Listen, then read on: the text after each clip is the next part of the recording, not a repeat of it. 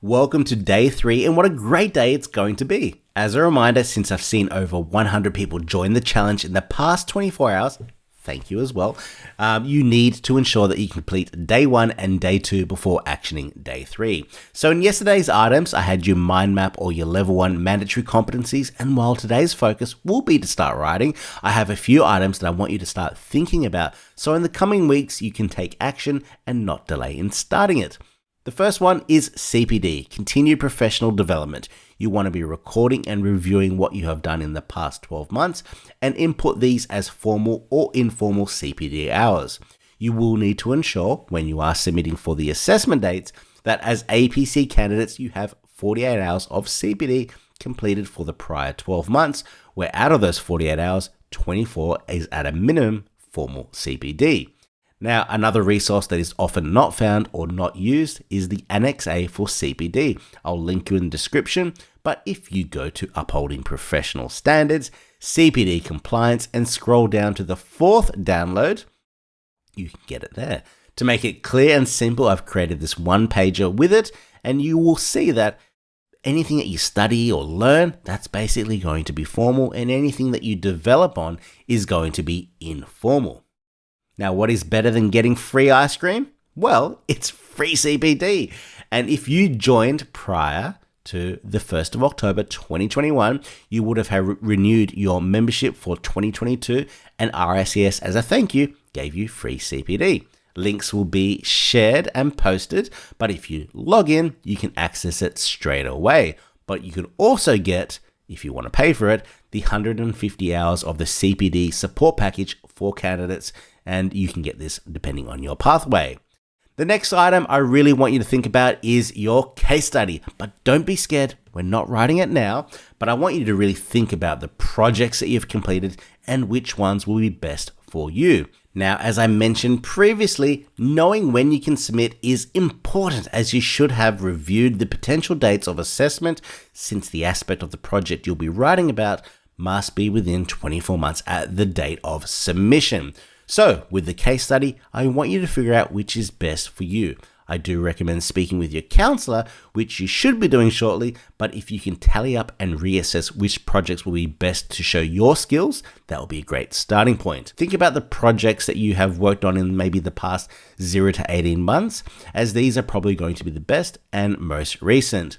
Now, create a tally or a checklist of which ones you have got access to and which ones you might have more photos, plans, schedules, tables. Think about when it happened, the location, the type, the context, which ones can show your level 3 competencies, any issues that you were involved within, and the advice who you gave to. And very important that you can write it within 3,000 words. If you tally it up and review it with your counselor, this is going to be a great starting point. Also, I did want to invite you to our global Q&A sessions based on your region, which can be found on the RICS assessment page. At the top, we have the candidate support for you. Click on that, select your region, and then register. Our global team is supportive to help ensure that we can run this and give a Q&A open for all of our candidates. But now, let's get back to starting to write and turning our dot points into statements for the mandatory level 1s. As a reminder, when writing, you will, for the level 1, provide a statement of how you have gained the knowledge and understanding, and you will be required to explain what learning and training you may have done and the relevance to the competency. For all the statements you are writing, it's a statement, not just a dot point, so you need to show the counselor and assessors what you did with some explanation. So you will define, describe, reference, and show what you did to gain that knowledge and understanding. If you haven't, but I'm sure you have already done, reviewing that level 1 submission examples for the mandatory is great. You'll get a good understanding of what others did, the creative language, the phrases, the opening statements, and specific words that show context to the area of practice, specialism, and geography. So now let's start with the basics, but focus on some opening statements in regards to the dot points. So in this example, but remember it's based on your own writing style and experiences, but for this, I would probably use, I'm aware, I understand, I have an understanding, I have read, and I have completed. A tip here, and with all the statements, is to justify and reference what and how. Don't just say you have an understanding, but reference what you did, how you gained that knowledge, and what you understand, and possibly the why, providing a backup to justify and give context. So in context to this RICS guidance notes and the Health and Safety Work Act, you could write by saying, I have an understanding or I'm aware of these statements. But think about who does these statements, laws and legislations impact? Well, it impacts you, a client, an employer, other staff, general public. But as this is your own experience, you could write it like this. I am aware of my own personal health and safety in the workplace and on inspections. The statement workplace and inspections shows in context to them. Being aware of those statements, I could write by defining it by saying, having regard to the RICS guidance notes surveying safety 2011, the Health and Safety Work 1974, so making reference, and now you want to show awareness of those two and give justification and backup of that and understanding.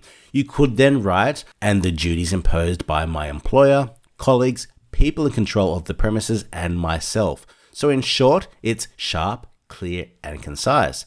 Then I have completed an online health and safety course which has further improved my awareness to show reference to some recent learning. You can also then input other stuff that you're aware of, such as I am aware of the control of asbestos regulation, fire risk management, and RAMS. Now, it's important that when you are using acronyms that you define it. So instead of just saying RAMS, you want to write it in full, such as risk assessment and management safety. So opening confident statements in reference to some of the laws and legislations and defining you are aware and who those impact. Reference to some of the learning to show the keenness of CPD and willingness to further develop, and reference to maybe some of the other laws and legislations that you have understood and how they work in context of your area of work.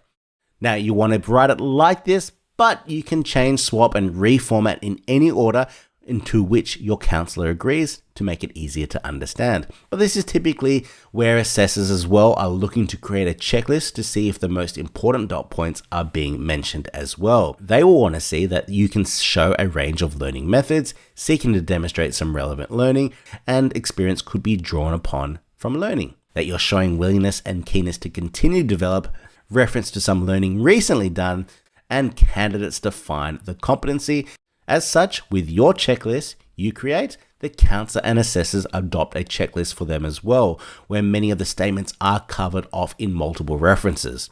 So for today and tomorrow, please action all of your mandatory level 1s and start writing. I look forward to getting day 4 out to you all tomorrow. Bye-bye.